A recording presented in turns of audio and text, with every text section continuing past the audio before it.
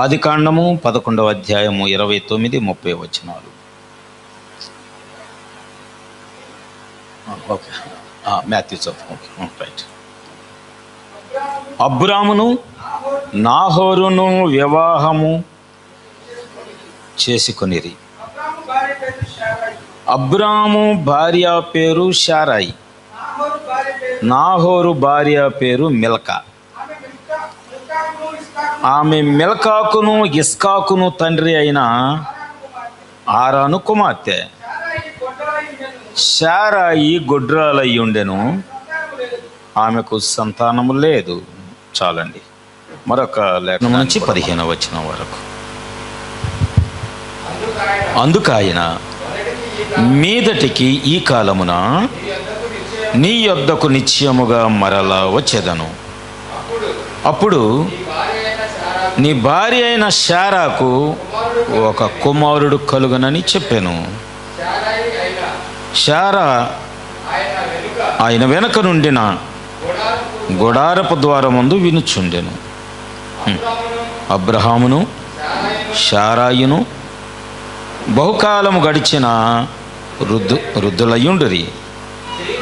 స్త్రీ ధర్మము శారాకు నిలిచిపోయాను కనుక శారా, నేను బలము ఉడికిన దానినైన తరువాత నాకు సుఖము కలుగునా, నా యజమానుడును వృద్ధుడై ఉన్నాడు కదా అని తనలో నవ్వుకునేను. అంతటా యెహోవా అబ్రహాముతో, వృద్ధురాలునైన నేను నిశ్చయముగా ప్రసవించేదనా అని శారా నవ్వనేలా, యెహోవాకు అసాధ్యమది ఏదైనా ఉన్నదా? మీదటికి ఈ కాలమున నిర్ణయ కాలమందు నీ యొద్దకు తిరిగి వచ్చేదను. అప్పుడు శారాకు కుమారుడు కలుగునెను. శారా భయపడి నేను నవ్వలేదని చెప్పగా ఆయన, అవును నీవు నవ్వితివనెను. దేవుడి పరిశుద్ధ లేఖనాన్ని తన వినికిడిలో దీవించి ఆశీర్వదించునుగాక. దేవునికి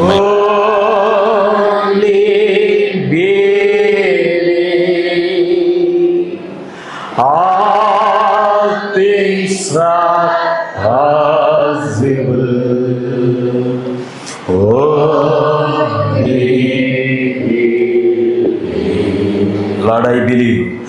Lord, I believe. Lord, I believe. All things are possible. Lord, I believe. Lord, I receive.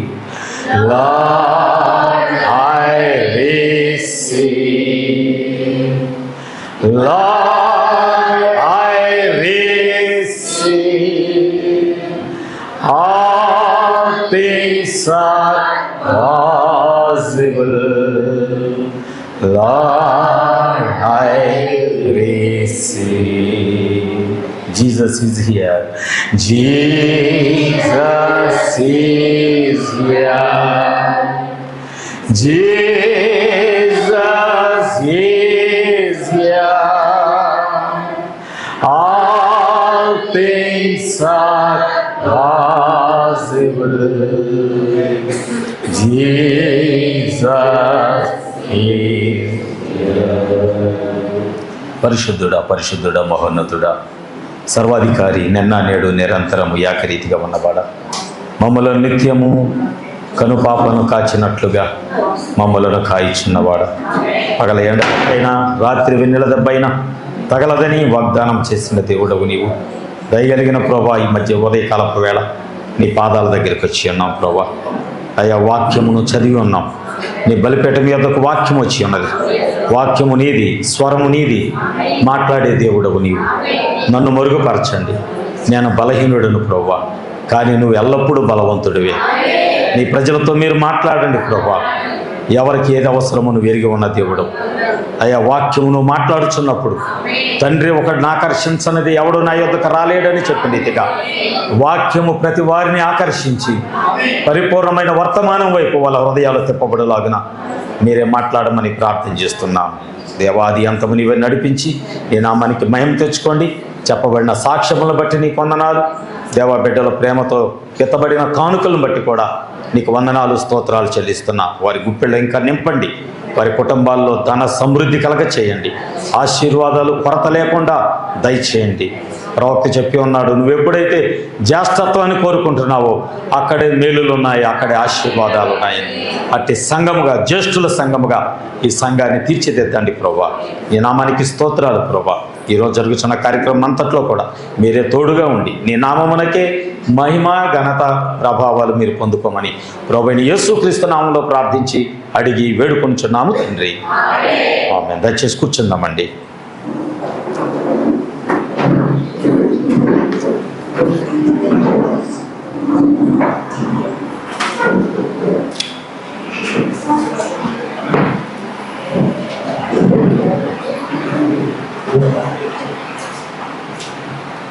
అయిపోయిందా? సర్దు కొట్టాలి.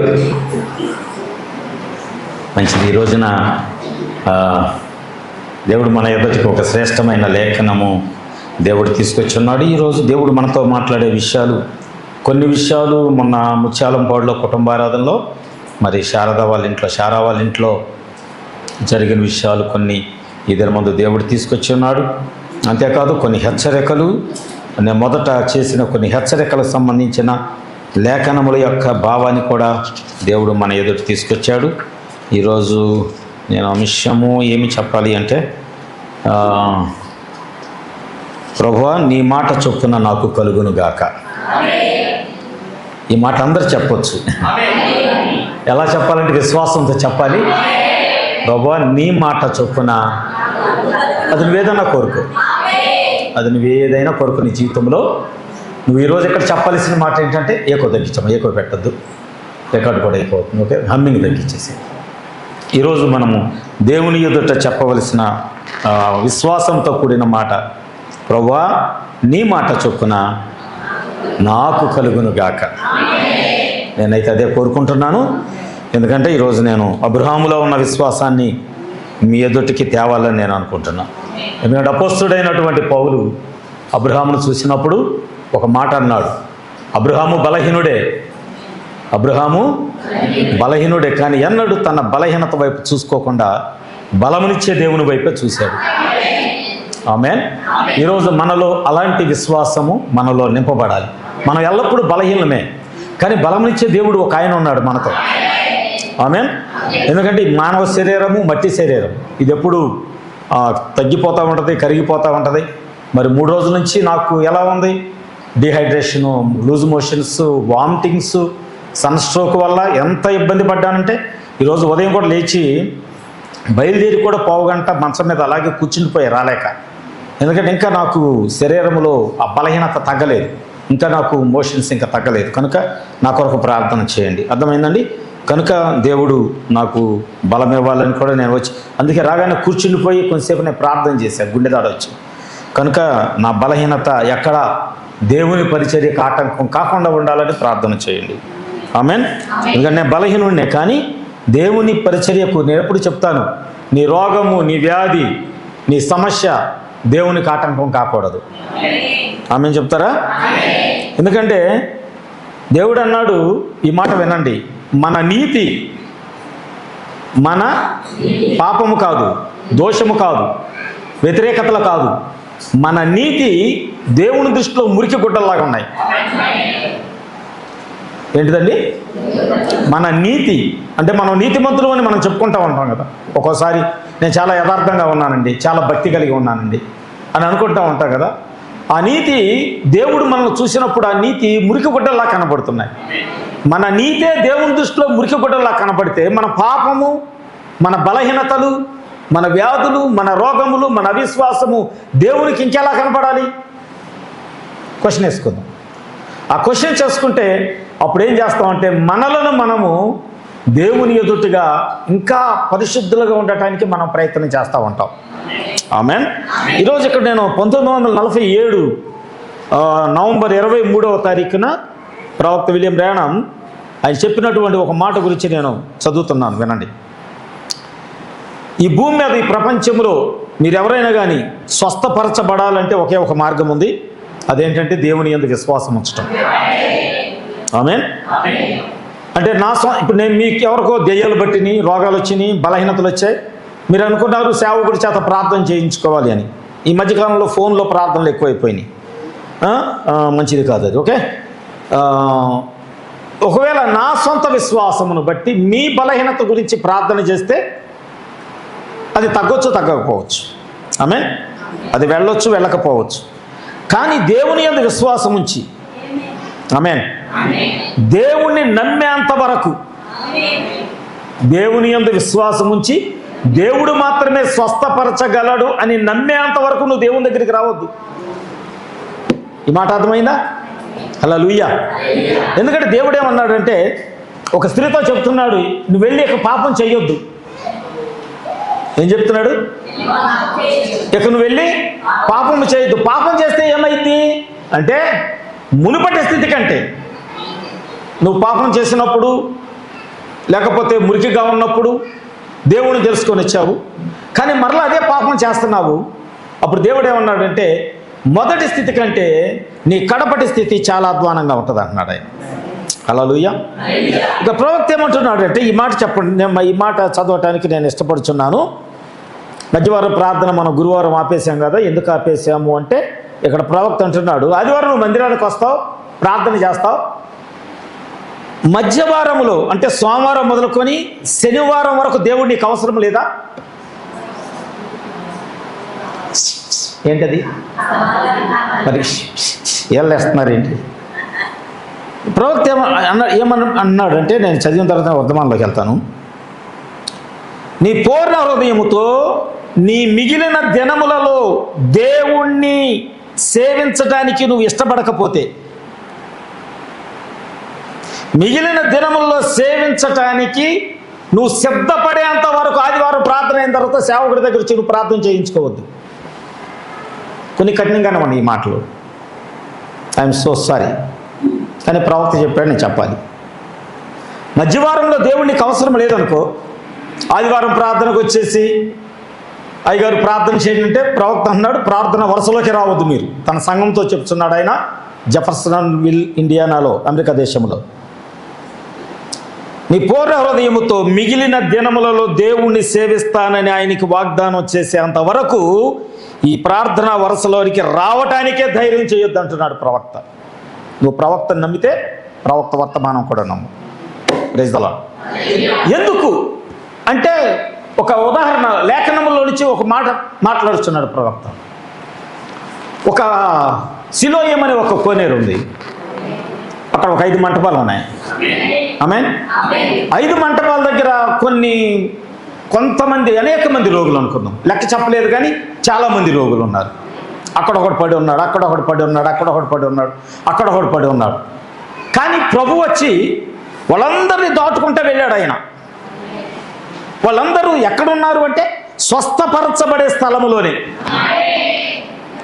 బయట లేరు. మందిరానికి బయట లేరు అనుకుందాం, అంటే దేవుని వాక్యానికి బయట లేరు అనుకుందాం. వారు ఉన్నటువంటి స్థలం ఎలాంటిదంటే, దేవుని దూత వస్తాడు పరలోకంలో నుంచి, వచ్చి ఆ నీళ్లు కదిలించినప్పుడు ఎవడు ముందు దిగునో వాడికి స్వస్థత కలిగింది. మరి ఇప్పుడు దేవుడే వచ్చాడు, వాళ్ళందరినీ దాటుకుంటూ వెళ్ళాడు, కానీ ఎవరిని కూడా స్వస్థపరచలేదు.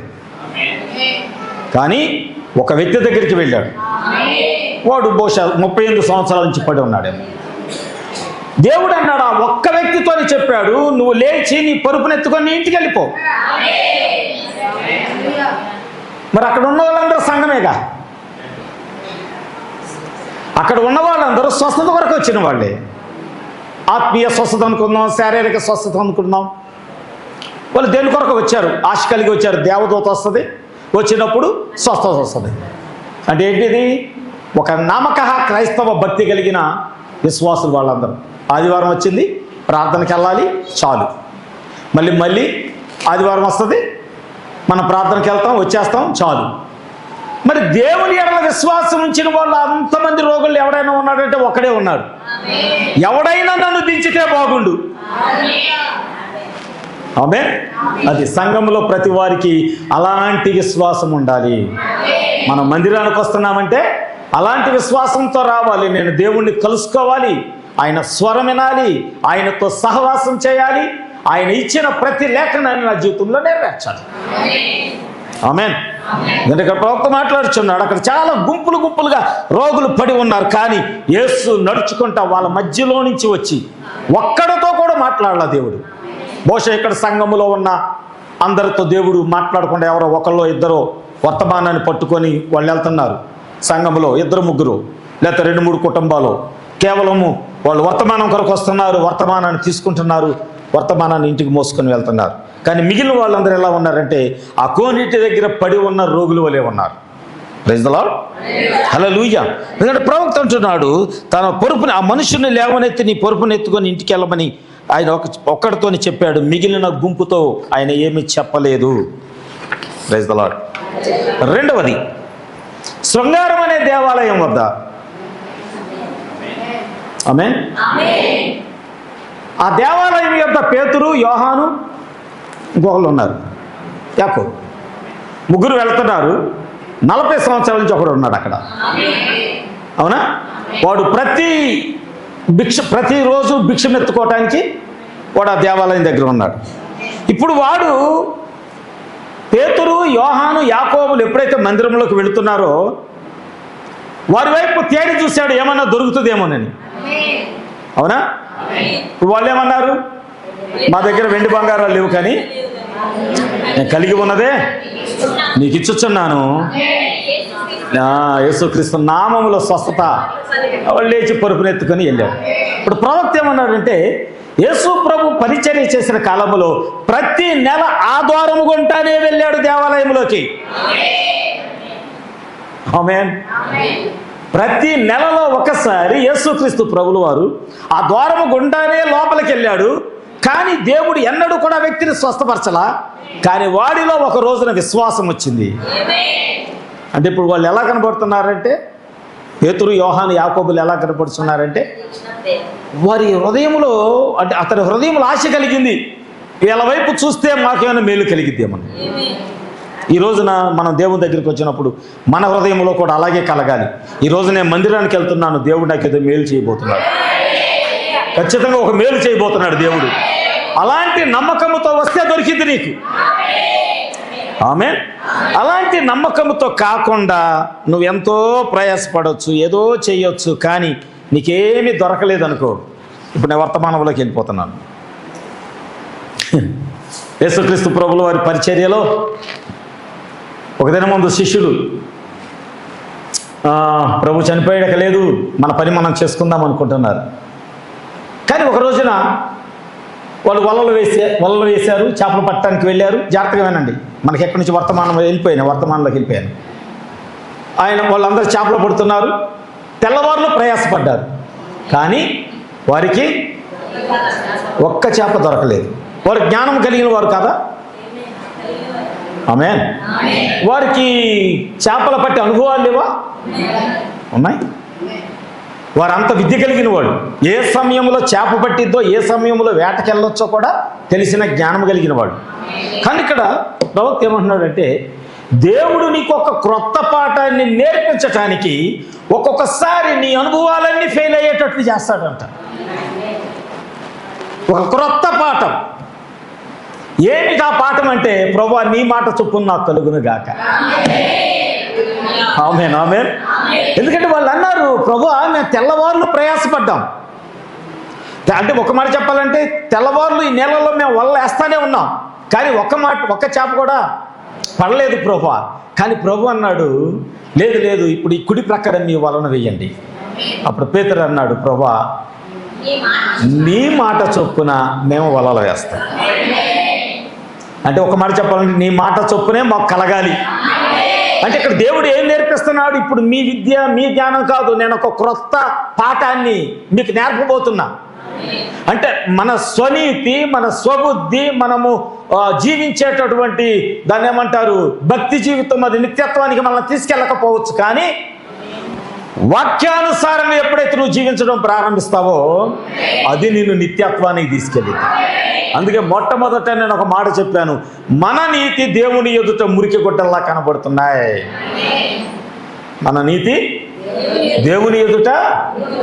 ఈ లోకములో ప్రార్థనకి వెళ్ళని వారు అన్య జనాంగములో కూడా నీతిమంతులు లేరా? ముస్లిమ్స్లో నీతిమంతులు లేరా? ఉన్నారా లేరా? కానీ నిత్యత్వానికి నడిపించే నీతి వేరుగా ఉంది. ఇప్పుడు మనం ఆ పాఠం నేర్చుకోవాలి. హల్లెలూయా. అందుకని ఈ దినమందు ఇక్కడ ఎందుకు నేను ఆ మాట తీసుకొని రావాల్సి వచ్చిందంటే, నేను శారా వాళ్ళ ఇంట్లో ఒక మంచి వర్తమానం చెప్పాను. చాలామంది రాలేదు, ఒక 5-6 వచ్చినట్లున్నారు సంఘస్థులు. అక్కడ నేను ఒక వాక్యాన్ని తీసుకున్నాను. అక్కడ ఏమిటి అంటే, జాగ్రత్తగా వినండి, మీకు అద్భుతకరంగా మీ హృదయంలో పెట్టాలని నేను ప్రయత్నం చేస్తున్నాను. నేను 1, 2, 3, 4 స్త్రీలను తీసుకురాబోతున్నాను. 3 డిఫరెంట్, మరొక స్త్రీ మరొక డిఫరెంట్. ఏమిటి ఈరోజు ప్రత్యేకత అని ఆలోచన చేస్తే, ఇంత మనం చదువుకున్న లేఖనములో అబ్రహాము శారాను వివాహం చేసుకున్నాడు. అబ్రాము శారాయిని వివాహం చేసుకున్నాడు అని బైబిల్లో రాయబడింది. తర్వాత 18వ అధ్యాయంలో బాబు చదివాడు, ఆమె వృద్ధురాలు, ఆమె వృద్ధాప్యములో ఉన్నది, తన భర్త కూడా. కానీ ఒకరోజు దేవుడు వచ్చాడు ఆ గుడారాన్ని దర్శించడానికి. ఆమేన్. ఆ గుడారాన్ని దేవుడు దర్శించడానికి వచ్చినప్పుడు వాళ్ళు వృద్ధులుగానే ఉన్నారు. అయితే అబ్రహాంతో దేవుడు మాట్లాడుచున్నాడు, అబ్రహామా వచ్చే ఈనాటికి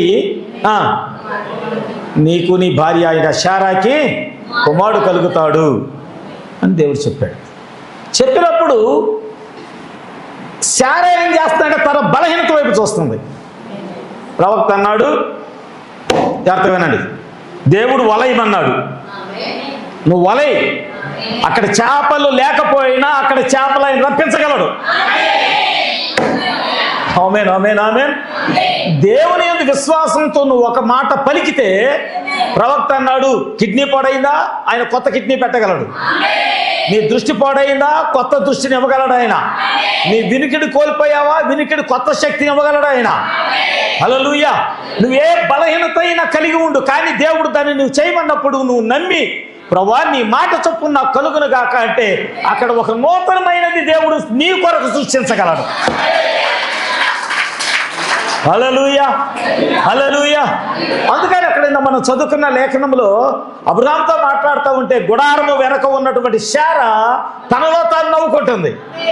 ఇది సాధ్యమేనా, నేను వృద్ధురాలను, నా భర్త కూడా వృద్ధుడైపోయాడు, ఇవన్నీ కదా బైబిల్లో. ఆమె వృద్ధురాలు, అతడు వృద్ధుడు.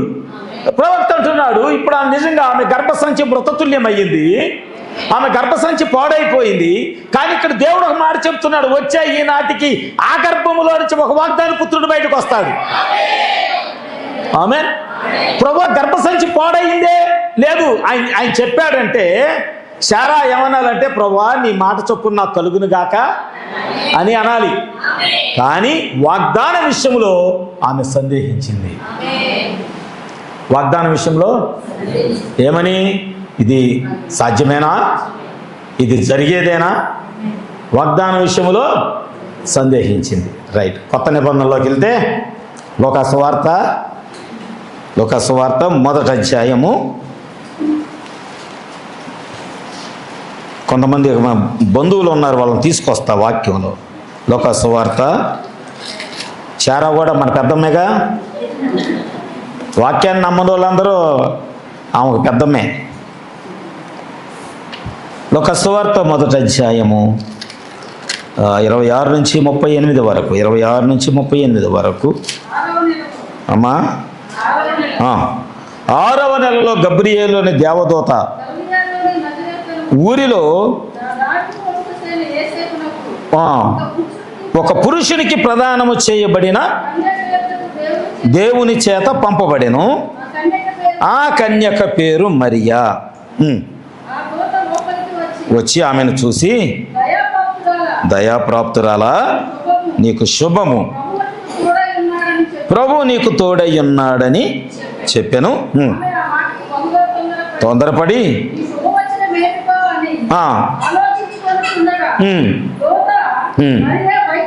భయపడకము, దేవుని వలన కృప పొంది నీవు కృప పొందితివి, నీవు గర్భము ధరించి కుమారుని కని ఆయనకి యేసు అని పేరు పెట్టుదు అనేను.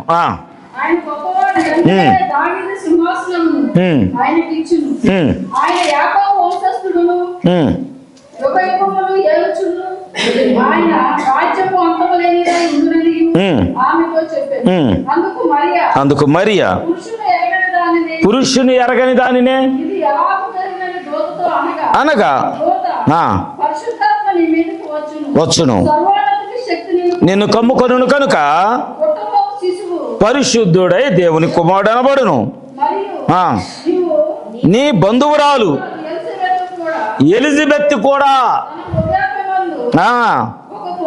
ఈ మాట గుర్తుపెట్టుకోండి, ఎలిజబెత్ కూడా వృద్ధాప్యమందు. నిన్న మనం శారా గురించి విన్నాం, వృద్ధాప్యమందు. ఇప్పుడు ఎలిజబెత్ కూడా వృద్ధాప్యమందు గర్భము ధరించి ఉన్నది. 6వ మాసము.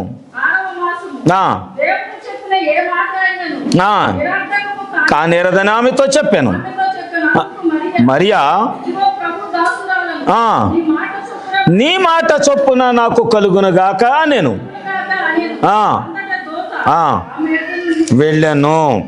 చూడండి, ఇక్కడ ఒక కన్య కనబడుతుంది, అవునా? ఆమె యొద్దకు గబ్రియేలు దూత వచ్చాడు.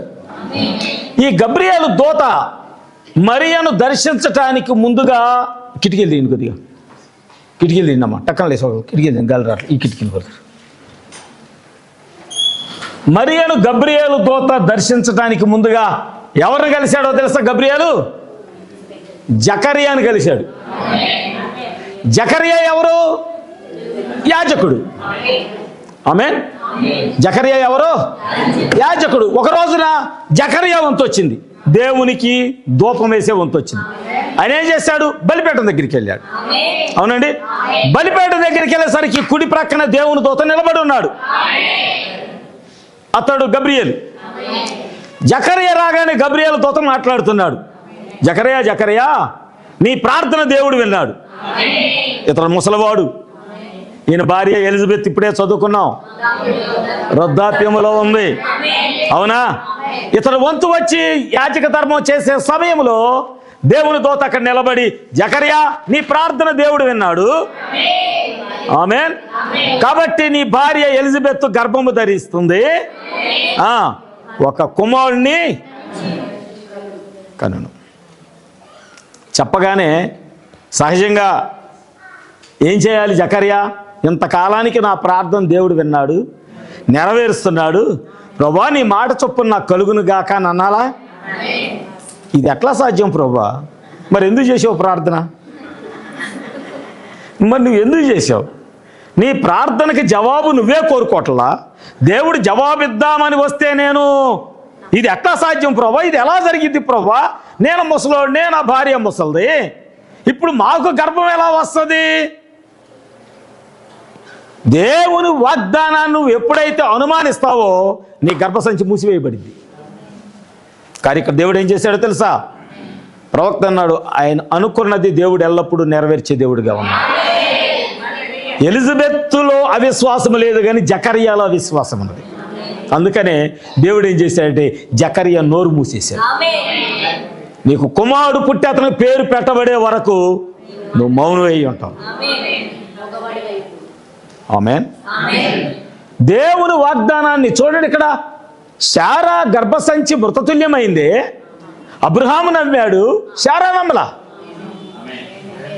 కానీ ఇక్కడ జకర్యా నమ్మలేదు, ఎలిజబెత్ నమ్మింది. ఆమేన్. శారా ముసలిదే, ఎలిజబెత్ ముసలిదే, అవునా? కానీ ఇప్పుడు దేవుడైతే వాగ్దానం, పరలోకంలో నుంచి వచ్చింది వాగ్దానం, నీ గర్భసంచి తెరవబడుతుంది, నీ కుమారుడు ఇవ్వబడతాడు. ఆమేన్. రెండవది, బైబిల్ గ్రంథంలో మరొక స్త్రీ ఉంది, హన్నా. ఆమేన్. హన్నా కూడా రుద్రాలే. అన్నా కూడా ఆమె కూడా వయసు అయిపోయింది, రుద్రాలే. ఆమె గుడ్రాలనే ఒక నింద మోస్తా ఉంది. కానీ ఆమె హృదయంలో దేవుని యందు విశ్వాసం ఉంది. అందుకే నేను చెప్పాను, నేను ప్రార్థన చేశానని, లేకపోతే మీ కొరకు నేను మొరబెట్టానని నీ స్వస్థత కలగటం కాదు. దేవుడు చెయ్యగలడన్న విశ్వాసం మొదట నీలో ఉండాలి. ఆమేన్. దేవుడు నన్ను స్వస్థపరచగలడు, దేవుడు నా కొరకు ఏదైనా చెయ్యగలడు అనేటటువంటి విశ్వాసము మొదట నీలో ఉండాలి. ఆమేన్. నేను అందాక చెప్పా, ఆ గర్భసంచి మృతతుల్యం అయిపోయింది, అయినా పర్వాలేదు. దేవుడు చెప్పాడంటే అక్కడ నీకు ఒక కొత్త గర్భసంచి ఇస్తాడు. ఆమేన్. అక్కడ ఒక కొత్త జీవముతో కూడినటువంటి జీవాన్ని నీ గర్భసంచిలో పెడతాడు ఆయన.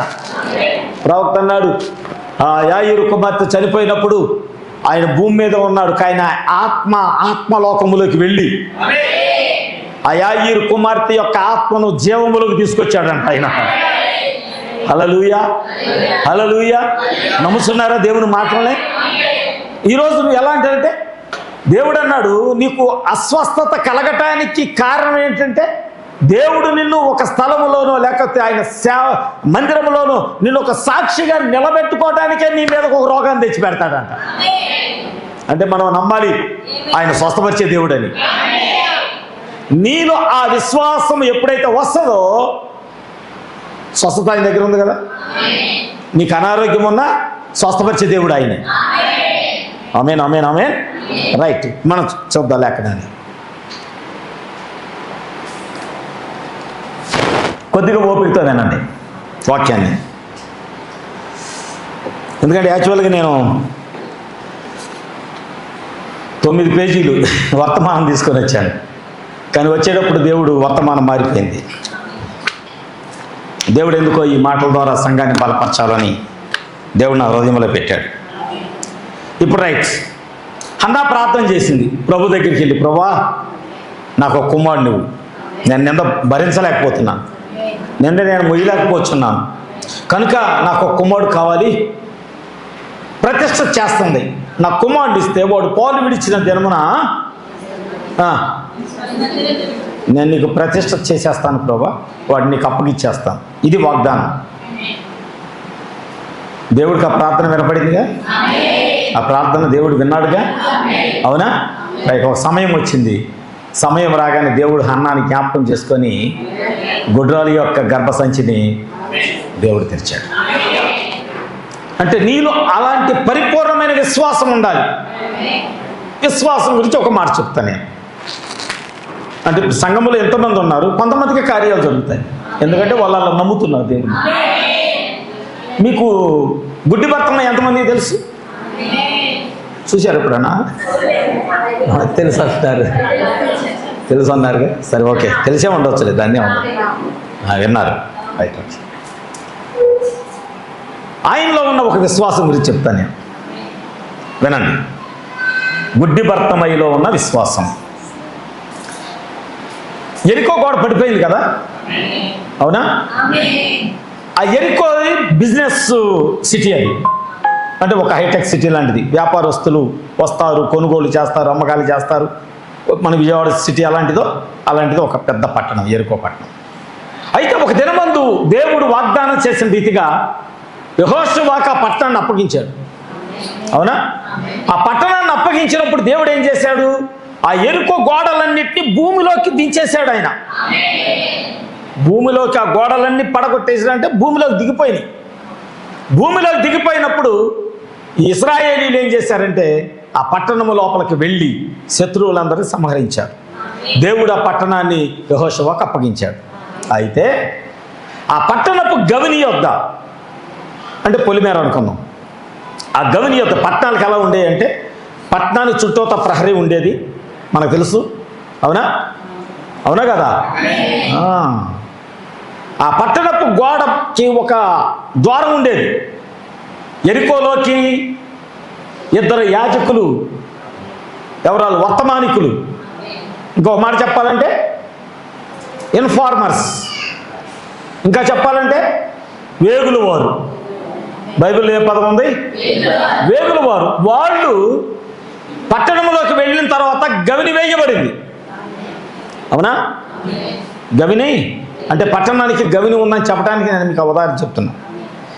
అయితే ఒక రాయి, ఆ గవిని యొద్ద ఒక రాయి ఉంది. ఆ రాయి దగ్గరికి రోజు గుడ్డి భర్తమయ్య వచ్చి కూర్చొని అడుక్కుంటున్నాడు. ఆయనకి 2 పావురాలు ఉన్నాయి, ఒక గొర్రెపిల్ల ఉంది. ఇప్పుడు మన దేశంలో లేకపోతే బయట దేశాల్లో గొర్రెలను కాసేవాళ్ళు ఏం చేస్తారంటే కుక్కలకి ట్రైనింగ్ ఇస్తారు. ఒక లారీలో గొర్రెలన్నిటిని తీసుకెళ్ళి ఒక ఎడారిలో విడిచిపెడతారు. ఆ కుక్కే కాపర్లాగా గొర్రెలు చెదిరిపోకుండా కాపలు కాస్తూ ఉంటుంది. సాయంత్రం అయిన తర్వాత గొర్రెలన్నిటిని తోలుకొచ్చి వ్యాన్ ఎక్కిస్తుంది కుక్కే. అందుకే జర్మన్ షెపర్డ్ అంటారు. కుక్క పేరు చాలామంది తెలిసే ఉంటుంది. జర్మన్ షెపర్డ్ అంటే జర్మనీ దేశంలో గొర్రెలకి కాపలా కాయటానికి ఒక కుక్కలను పెంచుతారు కనుక ఆ కుక్కలకి జర్మన్ షెపర్డ్ అంటే జర్మనీ దేశంలో కాపరి కుక్క, దానికి ఉన్న పేరు. ఇప్పుడు అలాగే ఎరికో పట్టణములో అప్పుడు జీవిస్తున్నటువంటి ప్రజలు గొర్రెలకి ట్రైనింగ్ ఇచ్చేవాళ్ళంట. ఎలాగా? ఒక గ్రుడ్డివాడిని నడిపించటానికి. ఆమేన్. ఒక గ్రుడ్డివాడికి త్రోవ చూపటానికి గొర్రెలకు ట్రైనింగ్ ఇచ్చేవాడు. అయితే జాగ్రత్తగానండి, గొర్రెలకు ట్రైనింగ్ ఇచ్చినప్పుడు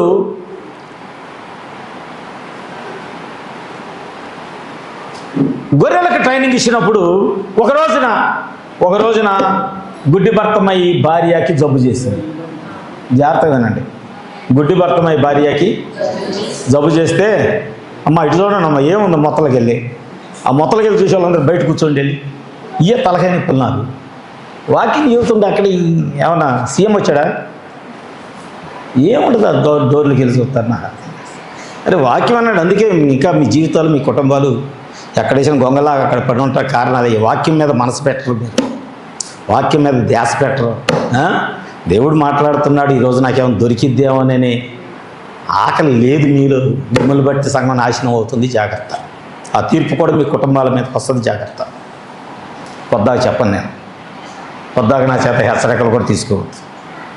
వాక్యం మీద ఇంట్రెస్ట్ లేకపోతే రాక్కర్లేదు ఇక్కడికి. నేను ఎందాక చెప్పా, ఆ సంఘం ఇది కాదు. వాక్యము వినటానికి వస్తేనే సంఘానికి రండి.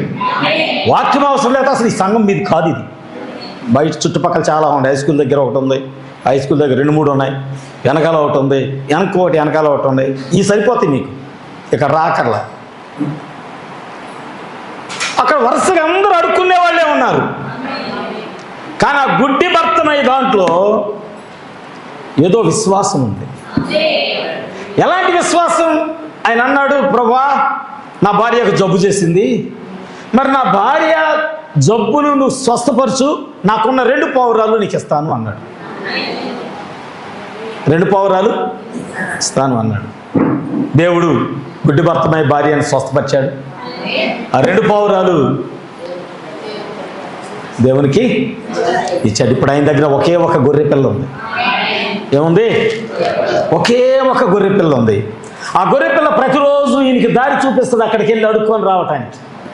ఒక రోజున ఎవరు అడిగారంట, భర్తమయ్యి నువ్వు ఎందుకని ఎప్పుడు ఈ రాయి మీద కూర్చుంటావు? ఎందుకు ఈ రాయి మీద నువ్వు కూర్చుంటావు? ఎవరిని కూర్చొని ఆ స్థలంలో? ఎందుకంటే ఆయన అన్నాడంట, ఒకానొక దినమున మా హెబ్రీయులకు ఆమేన్ యెహోషువ సంఘాన్ని నడిపిస్తున్నప్పుడు ఈ యెరికో పట్టణాన్ని వాళ్ళు జయించలేకపోతే దేవుడు వారికి ఒక మార్గం చూపించాడు.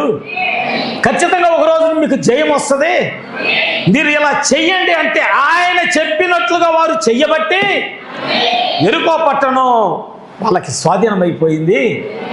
నేను కూడా నమ్ముచున్నా ఈ మార్గంలో ఏదో ఒక రోజున మెస్సియా వస్తాడు, ఆయన వచ్చినప్పుడు నాకు కనుదృష్టి వస్తుంది అని చెప్పాడంట ఆయన.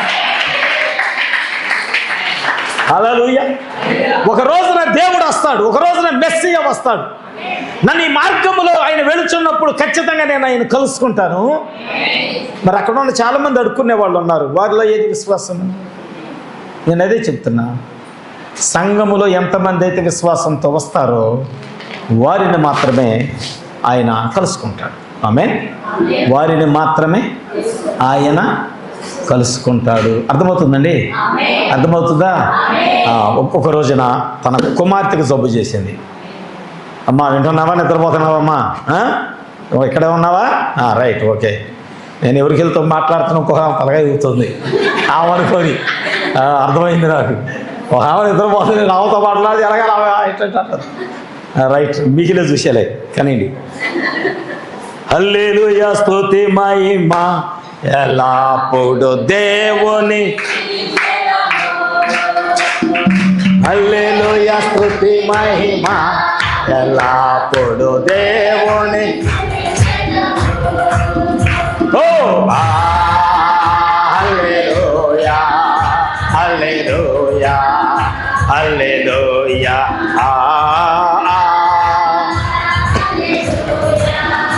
హల్లెలూయా హల్లెలూయా హల్లెలూయా స్తుతి మహిమ ఎల్లప్పుడు దేవుని స్తుతించేదాము. దేవుని స్తుతించే వాళ్ళందరూ దేవుని స్తుతించేదాము. అల్ల సైన్యములకు అధిపతి అయిన ఆ దేవుని స్తుతించేదాము. అల్ల సైన్యములకు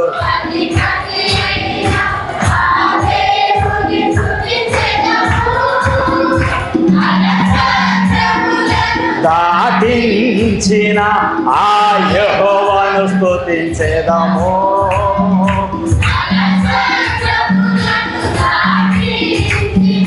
ఆ యెహోవాను స్తుతించేదాము. హల్లెలూయా ఎల్లప్పుడు దేవుని, హల్లెలూయా స్తుతి మహిమ ఎల్లప్పుడు. హల్లెలూయా. గుడ్డి భర్తమై కూతురికి జబ్బు చేసింది. వెళ్ళి ప్రభు దగ్గరికి వెళ్ళాడంట. ప్రభు దగ్గరికి వెళ్ళి, ప్రభువా నా కుమార్తెను స్వస్థపరచు, నాకున్న ఈ గొర్రె పిల్ల నీకు ఇస్తాను. ఇప్పుడు ఈ గుడ్డి భర్తమైకి చూపు గొర్రె పిల్లే, మరొక మార్గం లేదు. అవునా? ఆయనకి మార్గంలో నడిపించేది ఆ గొర్రె పిల్లే. ఆయన చూపు, ఆయన నడక అంతా గొర్రె పిల్లే. ఆ గొర్రె పిల్ల ఇక్కడ తీసుకురావాలి, సాయంత్రం అయిన తర్వాత గొర్రె పిల్ల ఇంటికి తీసుకెళ్ళాలి. అప్పుడు ఆయన జీవనం అంతా గడుస్తూ ఉంది. మొక్కున్నాడంట, ప్రభా నా కుమార్తెను స్వస్థపరచు, నాకున్న ఒక గొర్రె పిల్లను నీకు ఇస్తాను. దేవుడు కుమార్తెను బాగు చేశాడు. బాగు చేయగానే మరి మాట ఇచ్చాడు కదా, ఆ గొర్రె పిల్లను తీసుకొని మందిరానికి వెళ్తున్నాడు. యాజకుడు ఎదురయ్యాడంట. యాజకుడు ఎదురయ్యి, గుడ్డి భర్తమై ఎక్కడికి గొర్రె పిల్లను తీసుకొని వెళ్తున్నావు అంటే ఆయన అన్నాడంట, అయ్యా నా కుమార్తెకి జబ్బు చేసింది, నేను దేవునికి మొక్కున్నాను, నాకున్న ఒకే ఒక గొర్రె పిల్లను నేను ప్రభువా మందిరానికి తీసుకొచ్చి నేను నీకు అర్పణ చేస్తాను అని చెప్పాను, అందుకే ఆయన తీసుకెళ్తాను అంటే యాజకుడు అన్నాడంటే వద్దు వద్దు వద్దు, నీకు మార్గం ఇదే, నీ కళ్ళు ఇవే, నీకు చూపిదే, నీ జీవనం గడుస్తుందంటే ఈ గొర్రెపిల్ల ఒకటే, ఇది ఒకటే నీకు ఆధారం, కాబట్టి లేదు లేదు ఈ గొర్రెపిల్లని తీసుకెళ్ళు అన్నంట. ఆయన అంట, లేదయ్యా నేను దేవునికి మాట ఇచ్చాను, నేను దేవునికి మాట ఇచ్చాను, నాకు చూపు లేకపోయినా పర్వాలేదు, నేను మాత్రం నా కుమార్తెను దేవుడు స్వస్థపరిచాడు కనుక ఖచ్చితంగా ఈ గొర్రెపిల్లను దేవునికి ఇవ్వాల్సిందే. దేవునికి ఇచ్చేసాడు. వచ్చాడు, తన కుమార్తె తీసుకొచ్చింది, ఆ బండ మీద కూర్చోబెట్టింది, కుమార్తె వెళ్ళిపోయింది. కొద్ది సమయం తర్వాత కేకలు వినబడుతున్నాయి, యేసయ్యకు జయము, హోసన్నకు జయము, రాజుల రాజుకు జయము, దావీదు కుమారుడికి జయము. హల్లెలూయా. అతనిలో ఉన్న విశ్వాసము దేవుడు ఆ మార్గంలో వచ్చేలాగా చేసింది. ఆమేన్. ఒక గుడ్డి భర్తమ యొక్క విశ్వాసమే యేసు నా మార్గంలో తీసుకొస్తే, నీ అవసరము తీర్చడానికి దేవుని యందు ఉంచిన విశ్వాసము దేవుని కార్యాలు నీ దగ్గరికి తీసుకురావా. ఆమేన్. హల్లెలూయా. మరి మనలో ఏది ఆ విశ్వాసం? ప్రవక్త ఏమన్నాడో తెలుసా? గొర్రెపిల్ల పోయింది, కానీ అసలైన గొర్రెపిల్ల గుడ్డి భర్తమయ్య దగ్గరికి వచ్చింది. ఆ గొర్రెపిల్ల ఎవరో కాదు, ప్రభు అయిన యేసుక్రీస్తు. ఆ గొర్రెపిల్ల వస్తా ఉంటే కేక వేశాడంటే, దావీదు కుమారుడా నన్ను కరుణించు, దావీదు కుమారుడా నన్ను పంపించు. ప్రభు ఆగిపోయాడు. జనసమూహం అన్నాడే, నువ్వు అరవద్దు, ఆయన పిలవద్దు, ఆయన కేకలు వేయొద్దు, అరవద్దు. కానీ అంత లేదు, నేను ఆయన కలుసుకోవాలి. నాకు తెలుసు ఒకరోజు ఆయన ఈ మార్గంలో వస్తాడు. ఈ ఎరుకో గోడలను కూల్చిన దేవుడే నా గురుడితనాన్ని కూడా తొలగిస్తాడు. ఆమె అక్కడ చాలా మంది ఉన్నారు, అడుక్కునే వాళ్ళు, రోగులు, వ్యాధి కలిగిన వాళ్ళు. కానీ ఒక్క గుడ్డి భర్తమయ్య దగ్గరికే వచ్చి ఆయన అడిగాడు, నేను నీకేం చేయకూర్చున్నాను ప్రభువా, నాకు దృష్టి కావాలి. ఇక గొర్రెపిల్ల కాదు, ఇప్పుడు దేవుడే ఆయనకు దృష్టి అయ్యాడు. హల్లెలూయా. ఇక లోకంలో ఉన్న గొర్రెపిల్లతో పని లేదు, ఇప్పుడు దేవుడే అతని కళ్ళు దృష్టి అయ్యాడు. ఎప్పుడైతే కళ్ళు తెరవబడ్డాయో దేవుని మహిమపరిచి దేవునితో కలిసి వెళ్ళాడు. ఈరోజు మన విశ్వాసం ఏది? ఆయన నిన్ను బాగు చేస్తాను అంటే బాగు చేస్తాను, స్వస్థపరుస్తాను అంటే స్వస్థ. వలన వేయి నీకు చేపలు పడతాయి అంటే, లేకపోయినా అక్కడ చేపలు ఆయన పెడతాడు. ప్రభువా నా గర్భసంచి బలహీనమైంది, లేవు నీ గర్భసంచి తెరుస్తాడు ఆయన. ఇందాక చెప్పాను, ఒకవేళ నీకు అక్కడ లేకపోయినా ఆయన కలగజేస్తాడు. ఆమేన్. మనం ఎందుకు నమ్మలేకపోతున్నాం? నిజంగా మరి ప్రార్థన చేశాడు జకరియా, నాకు ఎలిజబెత్కు బిడ్డ కావాలి ప్రభు అని. ఆ ప్రార్థన దేవుని దగ్గరికి వెళ్ళి జవాబు వచ్చేసరికి నమ్మలేని స్థితిలో ఉంటే నోరు ముయ్యబడింది. అవునా? శారా గర్భము లేటు రావటానికి కారణం కూడా అదే, శారా వాక్యాన్ని నమ్మకపోవటాన్ని బట్టి. అబ్రహాము నమ్మాడు కానీ శారా నమ్మలేకపోయింది. ఎలిజబెత్ నమ్మింది కానీ జకరియా నమ్మలేకపోయింది. హన్నా నమ్మింది, పొందుకుంది. అవునా? ఇప్పుడు మరియ దగ్గరికి వద్దాం. ఇప్పుడు మరియ దగ్గరికి గబ్రియల్ వచ్చాడు. ఎలిజబెత్ని కలిసిన 6 నెలలకి, జకరియాను కలిసిన 6 నెలలకి మరియ దగ్గరికి వచ్చాడు. అదే గబ్రియల్ దూత వచ్చాడు. వచ్చి, మరియా నీవు దయాప్రాప్తురాలవు, నీకు శుభమగును గాక, దేవుడు నీకు తోడై ఉన్నాడు. ఆ మాట చెప్పగానే ఏంటి ఆ శుభవచనం? దేవుని వల్ల నువ్వు కృపను పొందుకున్నావు, నువ్వు గర్భము ధరించి కుమారునికి అంటావమ్మా, ఆయనకి యేసు అని పేరు పెడతావు. ఇప్పుడు చూడండి, విశ్వాసాన్ని తీసుకొస్తున్నాను. శారాకి భర్త ఉన్నాడు, శారాకి భర్త ఉన్నాడు, ఎలిజబెత్కి, హన్నాకి, వీళ్ళ గర్భసంచులు వస్తున్నాయి అంటే కనబడుతుంది భర్త ఉన్నాడని. కానీ ఇక్కడ మరియాకి ఇంకా పెళ్ళే కాలేదే. ఇప్పుడు ఈమెలో ఎలాంటి విశ్వాసం ఉండాలి? వీళ్ళ ముగ్గురు కంటే కూడా ఎక్కువ విశ్వాసం ఉండాలి. ఆమేన్, ఆమేన్, ఆమేన్. ఆ సమయంలో దాని ఏమంటే బెత్లెహేము గ్రామంలో కన్యకలు లేరా? కన్యకలు లేరా? ఆ దేశంలో కన్యకలు లేరా? లేదా ఆ ప్రాంతంలో కన్యకలు లేరా? ఆ టైంలో క్రీస్తు వస్తాడు, కన్యక గర్భము యెషయా గ్రంథములో చెప్పబడిన లేఖనము నెరవేర్చబడే గడియలు వచ్చినాయి అని ఆ కాలంలో వాళ్ళు అనుకుంటున్నప్పుడు, ఇప్పుడు మనం ఎలా అనుకుంటున్నాం? రెండో రాకడ వస్తుంది అనుకుంటున్నామా లేదా? అప్పుడు కూడా వాళ్ళు మొదటి రాకడ కొరకు కూడా వాళ్ళు అలాంటి ఆలోచనలు కలిగి ఉన్నారు. వాళ్ళందరూ అనుకుంటా ఎవరో కన్యక ద్వారా ఆయన రాబోతున్నాడు, మన ప్రవక్త అయిన యెషయా ప్రవచించాడు. కన్యక గర్భవతి అయి అతనికి పేరు. ఈ వాక్యము నెరవేర్పు గడియ రాబోతుంది అని అనేక మంది స్త్రీలు వివాహాలు చేసుకోకుండా అలా ఉంటే మరియాకి మాత్రం ప్రదానం చేయబడింది. ఆమె మరియకు మాత్రము ప్రదానం చేయబడింది. ఇప్పుడు ఆమె రుద్రాలు శారా, ఎలిజబెత్ రుద్రాలు, అవునా? హన్నా రుద్రాలు, అవునా? వాళ్ళు గర్భఫలాల కొరకు ప్రార్థన చేశారు, దేవుడు వారికి గర్భఫలాలు ఇచ్చారు వృద్ధాప్యములో. కానీ ఈమె కన్యక, వివాహం కాలా. అదయ్యా ఇంకా నేను పురుషుణ్ణి ఎరగని దానినే. ఇప్పుడు ఆయన అన్నాడు, దూత అన్నాడు, నువ్వు పరిశుద్ధాత్మ వలన నువ్వు గర్భం ధరిస్తావు. ఇక్కడ మీకు ఒక మాట చెప్పాలి. అబ్రహాము శారాలు గెరారు వెళ్ళారు. గెరారు వెళ్ళారు. వినండి, పర్లేదా? 10 నిమిషాలు. గెరారు వెళ్ళారు. గెరారు వెళ్ళగానే వాళ్ళ శరీరాలు మార్పు చెందాయి. జాగ్రత్త వినండి. శారా గర్భములో నుంచి వాగ్దాన పుత్రుడు రావాలి, మరియ గర్భములో నుంచి వాగ్దాన పుత్రుడు రావాలి. ఎక్కడేనో ఇస్సాకు, ఎక్కడేనో యేసు. గాంధీ వింటున్నారా? వాక్యం వింటున్నారా? ఎక్కడేనో ఇస్సాకు వాగ్దాన పుత్రుడు, ఎక్కడేనో యేసు. రైట్. ఇప్పుడు శరీరాలు మార్పు చెందగానే వాళ్ళు వాగ్దాన పుత్రుడిని కలుసుకోవాలి, లేక పొందుకోవాలి. ఈ కాలంలో వధువు కూడాదే. ఈ కాలంలో వధువు కూడా అలాగే మన దేహాలు మార్పు చెందాలి. మన దేహములు మార్పు చెందే కాలంలోకి మనం వచ్చాం. ఆమేన్. ఎందుకొరకు? మనకు ఒక వాగ్దానం చేయబడింది, ఇదిగో ఆయన త్వరగా వచ్చుచున్నాడు. ఇప్పుడు ఆయన వాగ్దాన పుత్రుడేనా? మనం కలుసుకోబోయేది కూడా వాగ్దాన పుత్రుడేనా? రైట్. ఇప్పుడు వాగ్దాన పుత్రుడు మనం కలుసుకునేటప్పుడు మనము ఎలాగా అపవిత్రపరచబడతాము? నా క్వశ్చన్ మరొకసారి, నువ్వు వాగ్దాన పుత్రుడిని కలుసుకోవటానికి నువ్వు సిద్ధపడుతుంటే నువ్వు ఎలాగా లోకముతో అపవిత్రపరచబడతావు, వేషధారణతో అపవిత్రపరచబడతావు, రంగులతో జుట్టులు కత్తిరించుకొని వేషధారణ అలంకరణతో లోకం ఏముందో మొత్తం నీ జీవితంలో ఉంది. ఎలా అపవిత్రపరచబడతావు? అపవిత్రపరచబడితే నీవు వాగ్దాన పుత్రుడిని కలుసుకోగలవా? ఎందుకంటే దానికి ఒక కారణం అని చెప్తా, రీజన్ చెప్తాను. అబ్రహాము శారాలు మార్పు చెందారు, దేహాలు మార్పు చెందాయి. ఒక ఫిలిష్తీయుడైన రాజు శారాన్ని తీసుకెళ్ళాడు వివాహం చేసుకోవటానికి. ఆమేన్. కానీ దేవుడు ఆ రాజుని శారాని ఏకము కానివ్వలేదు.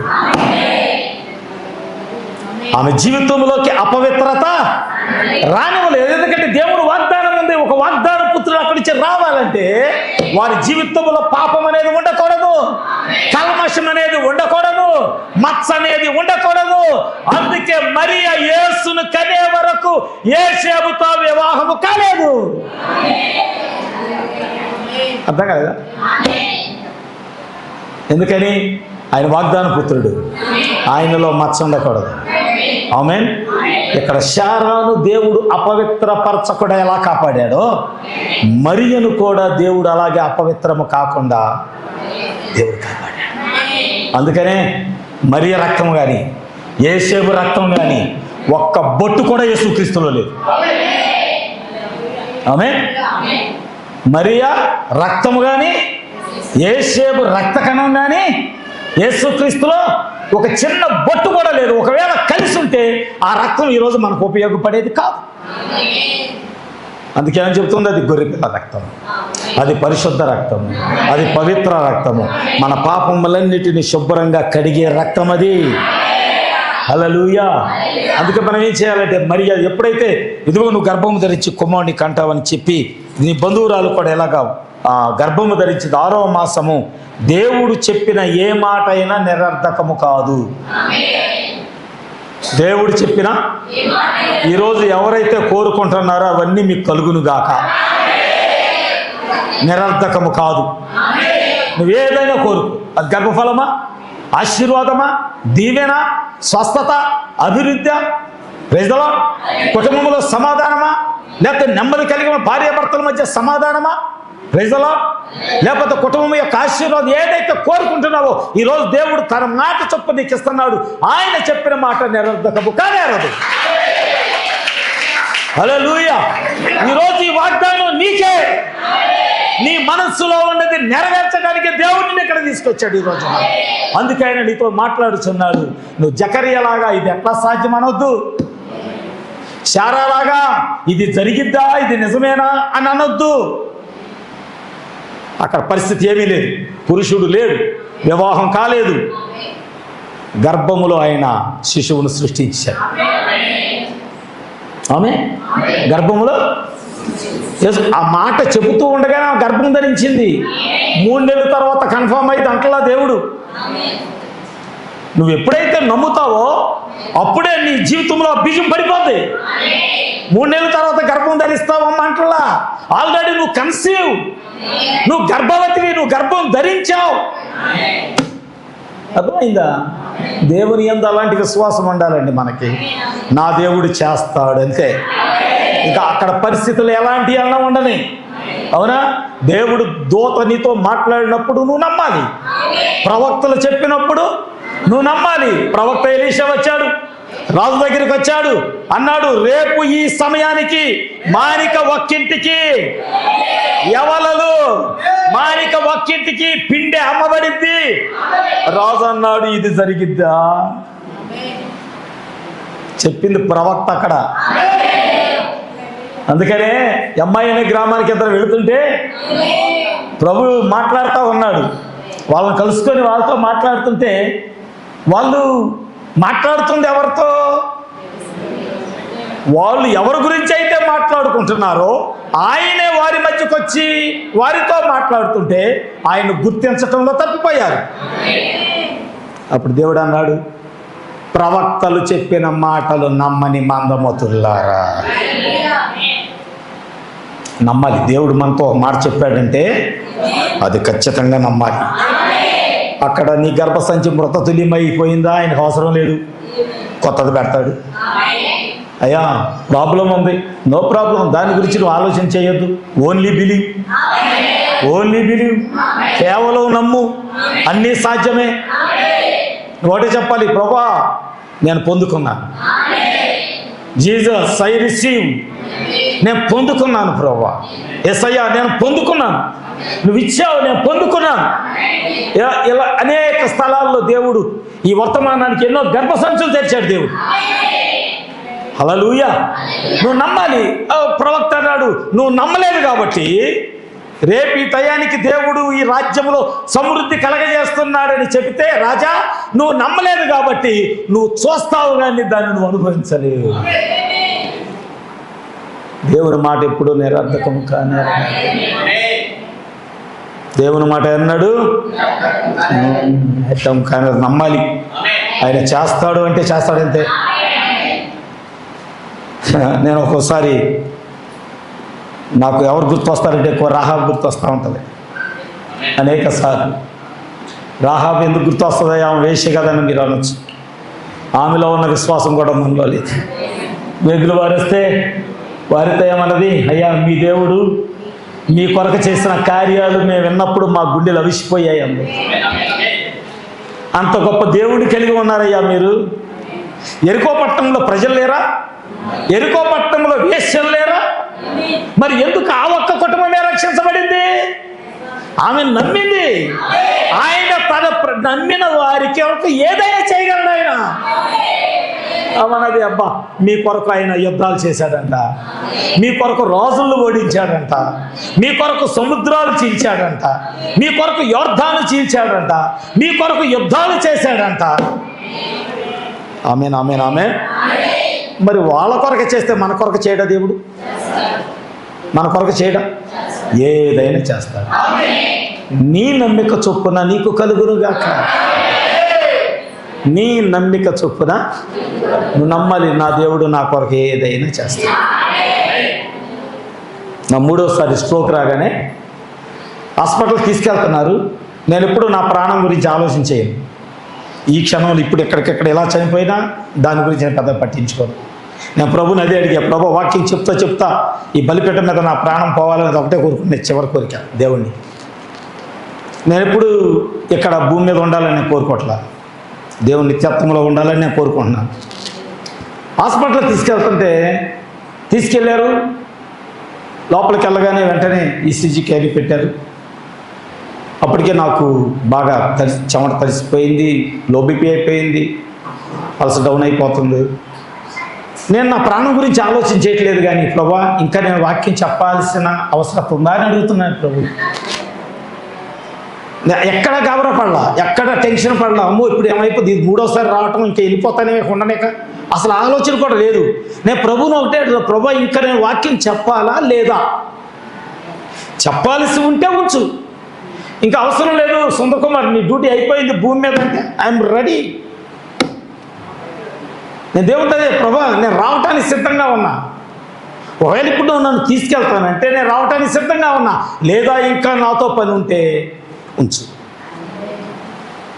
నేను అసలు నా ప్రాణం గురించి, ప్రాణం పోద్ది, దేహం పోద్ది, కుటుంబం ఏమి లేవు, నా మైండ్లో ఏమి లేవు. ఈ క్షణాన ప్రాణం పైన నేను నిత్యత్వంలో ఉంటానన్న ఒక పరిపూర్ణమైన నమ్మకం నా జీవితంలో. ఎందుకంటే నేను నిత్యత్వానికి వెళ్ళటానికి నా దేవుడు ప్రాణం పెట్టాడు.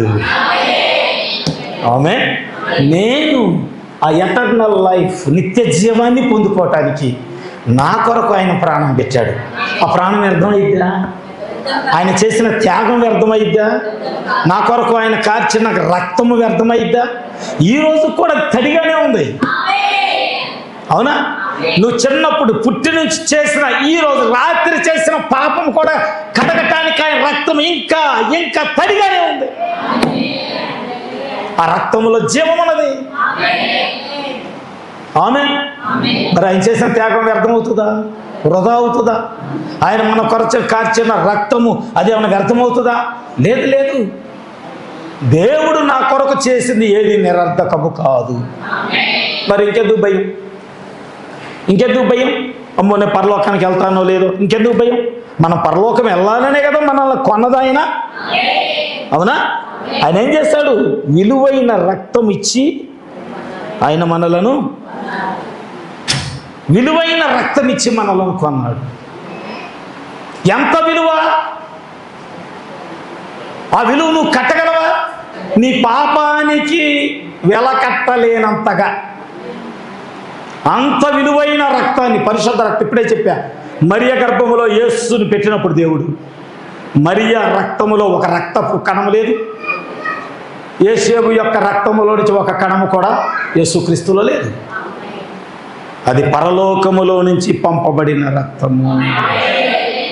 ఎక్కడ రక్తం అది? పరలోకములో. బిఫోర్ ఫౌండేషన్, జగత్పునాది వేయబడక గునుపే మన కొరకు వధించబడిన గొర్రెపిల్ల. ఆమేన్. అక్కడ ఉంది కదా, బైబిల్లో ఉంది కదా, సింహాసనము, 24 మంది పెద్దలు, 4 దూతలు. అవునా? అక్కడ బంగారు బలిపీఠము, 7 దీప స్తంభములు. అవునండి. ఒక 2 నిమిషాల సమయం పర్లేదా? ఎందుకంటే అసలు ఆయన ఎక్కడి నుంచి వచ్చాడో మనకు తెలియాలి. దేవుడు అనేవాడు ఎక్కడి నుంచి వచ్చాడో మనకు తెలియాలి. నువ్వు పుట్టక మునిపే, ఈ భూమి పుట్టక మునిపే దేవుడు పరలోకములో ఉన్నాడు. ఆమేన్. ఆయన తను స్తుతించటానికి దూతలను మాట చొప్పున కలగజేసుకున్నాడు. కానీ దూతలు ఆయన రూపములో లేరు. అవునా? ఉన్నాయా? ఆయన చెట్టులు సృష్టించాడు, వృక్షాలు, ఇంకేంటి, ఆ జంతువులు సృష్టించాడు. మరి అలాగే ఆకాశంలో సూర్య నక్షత్రాలను, చంద్రుడు సృష్టించాడు, గ్రహాలు సృష్టించాడు, అన్ని సృష్టించాడు. కానీ ఒక్కటి కూడా ఆయన రూపంలో లేదు. అప్పుడు అనుకున్నాడు, నా రూపములో, నా స్వభావములో నరులను చేద్దాను. అది దేవుడు మనకిచ్చిన ధన్యత. ఏంటంటే మనకిచ్చిన ధన్యత ఏంటంటే ఆయన రూపములోకి మనలను చేసుకున్నాడు ఆయన. అందుకేనండి ఒక రోజున ఆయన మధ్యాకాశంలోకి వచ్చినప్పుడు కనురెప్పపాటులో మనము మార్పు చెందితే, మనం మార్పు చెందితే, నేనులాగా ఉండను, నువ్వులాగా ఉండవు. మనందరం జీసస్ లాగే ఉంటాం. మనందరం యేసులాగానే ఉంటాం. హల్లెలూయా. ఇక మన రూపాలు ఈ రూపాలు ఉండవు. నా ముఖం నీ ముఖం, నీ ముఖం నా ముఖం కాదు. మనందరం ఎలా ఉంటామంటే ఆయన రూపంలోకి మార్పు చెందుతాం.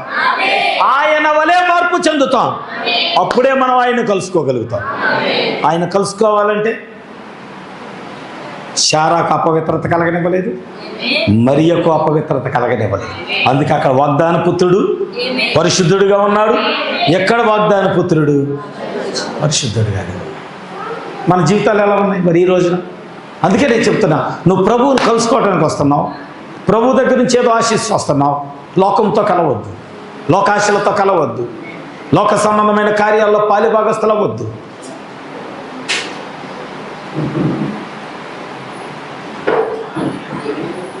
దేవునికి మహిమ కలుగునుగాక. గందరగోళం ఏర్పడుతుందా? మంచిది. ఈ రోజున నేను ఒకటి చెప్తా, శారా జకర్యాలాగా అవిశ్వాసము రానివ్వద్దు. అర్థమైందండి? శారాలాగా జకర్యాలాగా అవిశ్వాసం రానివ్వద్దు. అబ్రహాము దేవుణ్ణి నమ్మాడు, అది అతనికి నీతిగా ఎంచబడింది. ఎంత నమ్మాడు అంటే చూడండి, దేవుడు అన్నాడు, అబ్రహామా నీకున్న ఒక్కగారు ఒక్క కుమారుడు నాకు తీసుకొచ్చి బలివంటే, ఒక్కగారు ఒక కుమారుడిని నాకు బలివంటే, అబ్రహాం అంట కత్తి లేపి కుమారుణ్ణి నరుకుతూనే తన మనసులో అనుకుంటున్నాడంట, మృతుల్లోకంలోంచి మళ్ళీ ఆయన తెస్తాడు కదా. ఆమేన్ ఆమేన్ ఆమేన్. ఇది విశ్వాసం అంటే. ఒక ప్రక్క కుమారుణ్ణి బలిస్తానే ఉన్నాడు, మరొక ప్రక్క తన మనసంతా మృతుల లోకములో నుంచి నా కుమారుణ్ణి ఇస్తాడని. నేను అడుగుతా, అబ్రహాము నువ్వు ఎలా నమ్మావు? నీ కుమారుణ్ణి మృతుల లోకములో నుంచి ఇస్సాకును తీసుకొస్తాడని నువ్వు ఎలా నమ్మావు అబ్రహామా అని ప్రశ్నిస్తే, అబ్రహాము ఈరోజు నాతో ఏం చెప్తున్నాడు తెలుసా? ఒకప్పుడు నా భార్య గర్భసంచే మృతతుల్యమైంది, ఆ మృతతుల్యమైన దాంట్లో నుంచి జీవం కలిగిన కుమారుడు ఇచ్చాడు ఆయన. ఈ మృతుల లోకములో నుంచి నా దేవుడు నా కుమారుడు తెచ్చుటకు ఆయన సమర్థుడు, ఆయన సమర్థుడు. హల్లెలూయా. ఈరోజు అలాంటి విశ్వాసం నీలో ఉంటే కత్తి ఎలా ఇస్తాడని దేవుడు పరిగెత్తుకొచ్చాడు. బైబిల్ చెప్తుంది, పరలోకములో నుంచే దేవుడు కేక వేస్తా వచ్చి అబ్రహాము అబ్రహాము అబ్రహాము అంటే ఒక్క సెకండ్ ఆలస్యం అయితే కత్తి పడిపోద్ది. ఇస్సాకు మెడ మీద కత్తి పడిపోద్ది. కానీ దేవుడు అంట అబ్రహాము అబ్రహాము రాయి 2 సార్లు రాసింటున్నా పద. అబ్రహామా అబ్రహామా, ఎంత కంగారు పడ్డాడో దేవుడు. అబ్రహాము యొక్క విశ్వాసం దేవుణ్ణి కలవరపరిచింది. మరి మనం కూడా అబ్రహాము సంతానమే కదా. గుడ్డి భర్తమై అబ్రహాము సంతానమే, రాహాబని వేశ్య అబ్రహాము సంతానమే కదా, మరియా అబ్రహాము సంతానమే కదా, ఆమె హన్నా అబ్రహాము సంతానమే కదా. ఈరోజు నువ్వు కూడా అబ్రహాము సంతానం అయితే నీ విశ్వాసము నీ జీవితంలో కార్యాలు జరగాలి. ప్రభువా నీ మాట చొప్పుదా నాకు కావాలన్న వాళ్ళ మాట చెప్పచ్చు. ప్రభువా నీ మాట చొప్పుదా నాకు కలుగును గాక. దేవుడి వాక్యాన్ని దీవించును గాక. God bless you.